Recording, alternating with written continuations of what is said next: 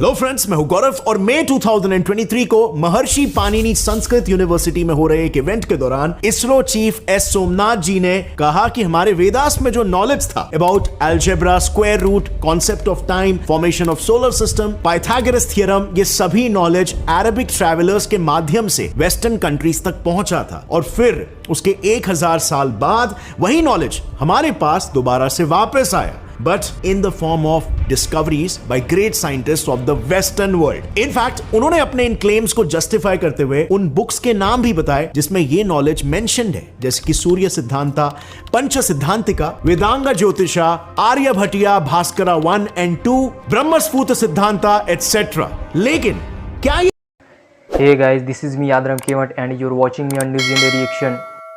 I'm back with another video और आज का वीडियो होने वाला बहुत ही इंटरेस्टिंग क्योंकि आज के स्पीड तो चलिए देखते हैं और एंजॉय करते हैं। So let's get started and enjoy it.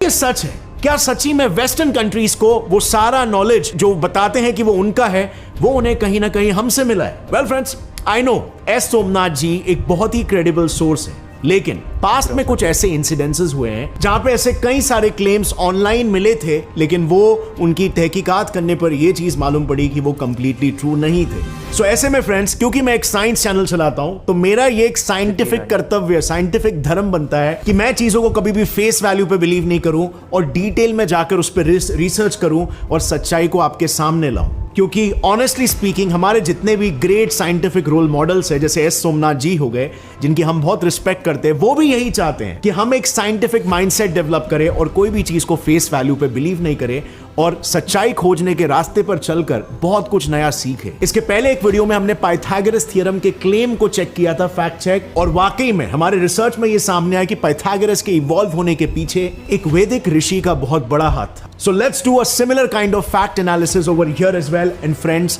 trust me, इस बार हमने बहुत डिटेल में, बहुत डीप में रिसर्च की है और ये सारा इंफॉर्मेशन आपके सामने लाए। एस सोमनाथ सर के क्लेम्स को क्रॉस वेरीफाई करने के लिए हमने हमारे सभी बुक्स के कॉन्सेप्ट्स, मीनिंग, ट्रांसलेशन, हर एक बात को गौर से पढ़ा और सरप्राइजिंगली हमें उनमें ये सारे कॉन्सेप्ट्स मिले, all the way ranging from how planets move around the sun, size of earth, reasons of eclipse, gravity, speed of light, age of the universe, time dilation, atomic theory और quantum physics. अब obviously बात है, इस एक video में ये सभी concepts को कवर करना नामुमकिन सा है और इसीलिए हमने सिर्फ उन्हीं कॉन्सेप्ट्स को चूज किया, जैसे gravity, age of the universe, time dilation, atomic theory और क्वांटम फिजिक्स, जो ज्यादा वेल नोन है और रिलेटेबल है हम सभी साइंस लवर्स के लिए। लेकिन अगर आपको बाकी के कॉन्सेप्ट के बारे में कभी भी जानना होगा तो नीचे कमेंट में डाल देना और पार्ट 2 तुरंत आ जाएगा आपकी खिदमत में। फिलहाल के लिए शुरू करते हैं इन सारे कॉन्सेप्ट्स को वेरीफाई करना और देखते हैं कि क्या वाकई में हमारे पास इन सभी चीजों का नॉलेज था। सो सबसे पहले let's start with atomic theory and quantum physics. अब फ्रेंड्स, हम में से बहुत सारे लोगों ने ऑलरेडी ये सुना है कि एटम का कॉन्सेप्ट सबसे पहले हमारे इंडियन फिलोसोफर्स ने दिया था, बट आप में से कितने लोगों ने इसे एक्चुअली वेरीफाई किया? बिकॉज यू सी, जब फैक्ट्स की बात आती है तो ये बहुत ज्यादा जरूरी है कि हम भावुक होकर नहीं बल्कि रैशनली, एक काफी अनबायस्ड तरीके से चीजों पर नजर डालें। और इसीलिए इसी सोच के साथ हमने इस एटम के कॉन्सेप्ट को हमारे एंशिएंट टेक्स्ट में ढूंढना शुरू कर दिया।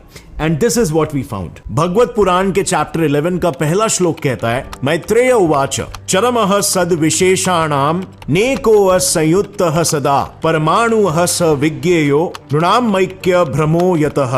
जब हमने इनसाइट्स को यूज करके वर्ड टू वर्ड इन्हें ट्रांसलेट किया तो हमें ये रिजल्ट्स मिले। मैत्रेय यानी कि नाम, उवाच सेड, चरमः ultimate, सद विशेषाणाम मनेको संयुतः means many of the God features are uncombined. इनको अलग अलग ले तो अनेको का मतलब मल्टीपल, असंयुतः का unmixed, then sada is equal to always, parmanuh means atom, saviggyeyo to be understood or heard or learned, nrunam maikya brahmo means the illusion of unity of men, nrunam means bending men, amaikya means unity, brahmo mistake, yatah because।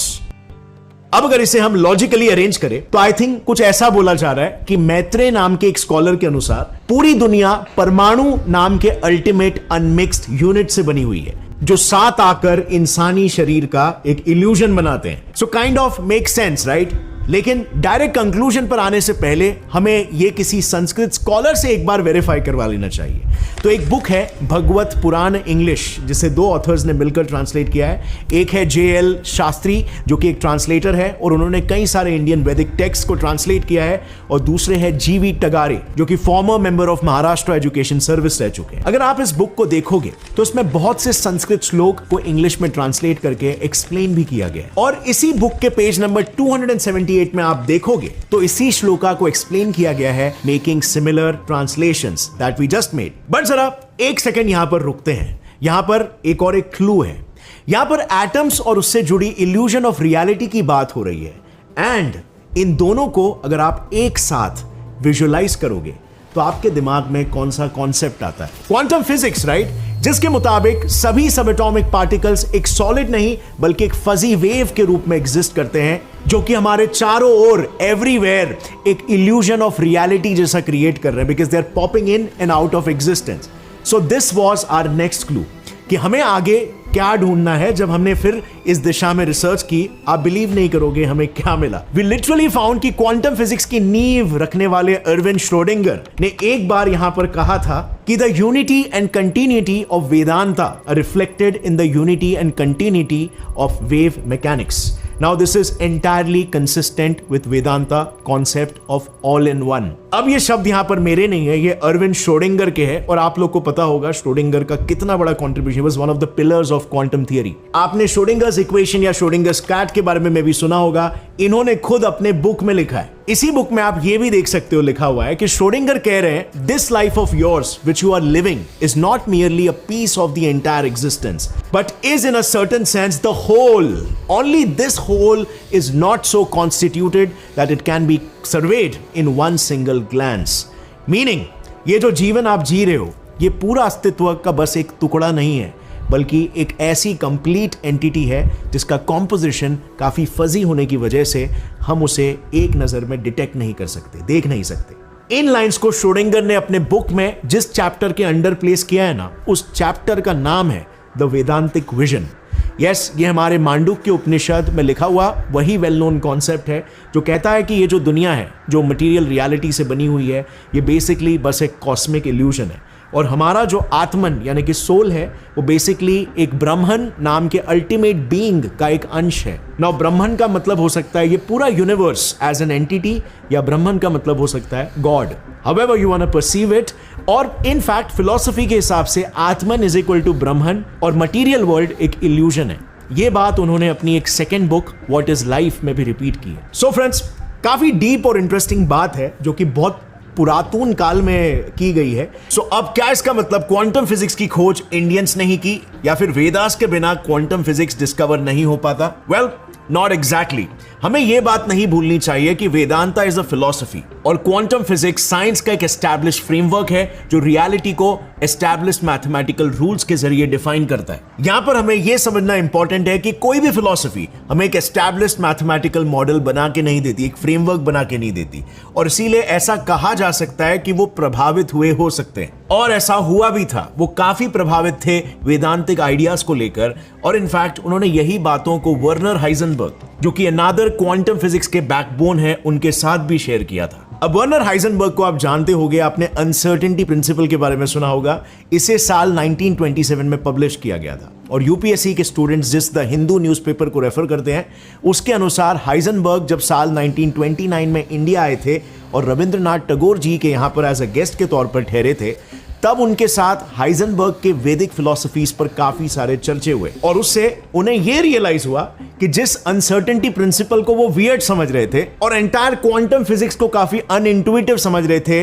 अगर कभी उसे वैदिक लोगों को introduce किया जाए तो सभी भारतीय उसे आसानी से एक्सेप्ट कर लेंगे, क्योंकि हम ऑलरेडी वेदास से इंस्पायर्ड है। ही लिटरली वंस सेड कि quantum theory will not look ridiculous to people who have read the Vedanta. Some of the ideas of quantum physics that had seemed so crazy suddenly made so much more sense.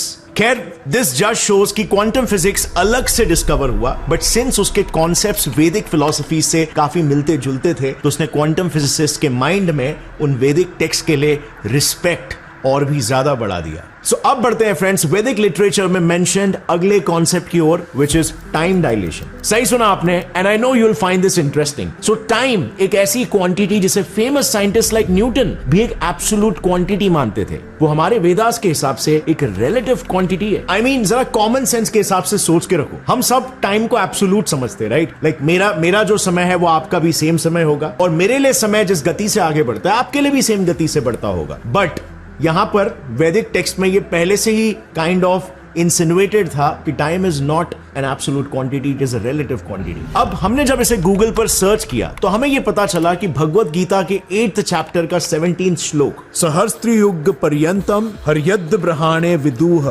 रात्रि युग सहरत श्रांता तेहो रात्र विदो जनाहा, ये श्लोक time dilation की बात करता है। अब ज्यादातर आर्टिकल्स यूजुअली इसका ट्रांसलेशन कुछ इस तरह से देते हैं, by human calculation 1000 ages taken together form the duration of Brahma's one day and such also is the duration of his night। So इसे क्रॉस वेरीफाई करने के लिए हमने इस पूरे श्लोका का वर्ड टू वर्ड ट्रांसलेशन किया, which goes like this। सहस्त्र यानी 1000, युग यानी जनरेशन, पर्यंतम अप टू द प्रेजेंट, यथ मतलब दैट स्लैश बिकॉज, ब्राह्म मतलब ब्रह्म, विदुह मतलब दे नो, रात्रि यानी नाइट, सहरत श्रांता तेहोरात्र यानी डे नाइट, और फाइनली विदोजना यानी द पीपल। इस वर्ड टू वर्ड ट्रांसलेशन से ये क्लियरली पता चलता है कि यहां पर ब्रह्मा के डे एंड नाइट को 1000 जनरेशंस या युगास से कंपेयर किया हुआ है। बट टू बी 100% श्योर कि हम कहीं इसे मिस इंटरप्रेट ना कर दे, हमने इस श्लोक पर दूसरे स्कॉलर्स का क्या कहना है ये भी वेरीफाई किया। हमें गीता का इंग्लिश ट्रांसलेशन मिला जिसे ओरिएंटल लाइब्रेरी ऑफ मैसूर में काम करने वाले अलादी महादेवा शास्त्री जी ने ट्रांसलेट किया है। अब जिन्हें नहीं पता उन्हें बता दूं कि ओरिएंटल लाइब्रेरी मतलब वो लाइब्रेरी जहां पर ancient eastern civilisations like Persia, Arabia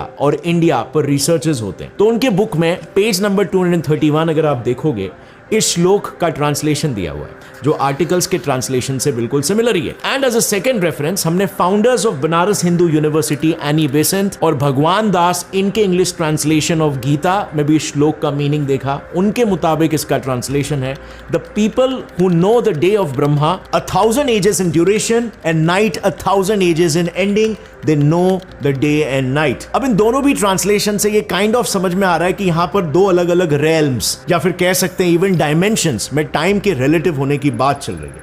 यानी कि जब पृथ्वी पर 1000 युग बीतते हैं तो ब्रह्मा का एक दिन बीतता है। यानी क्लियरली टाइम एब्सोल्यूट नहीं है बल्कि रिलेटिव है। इस बात का सो थैंक यू दोस्तों, आज की वीडियो में बस इतना ही। फिर मिलेंगे किसी नए वीडियो में नए टॉपिक के साथ।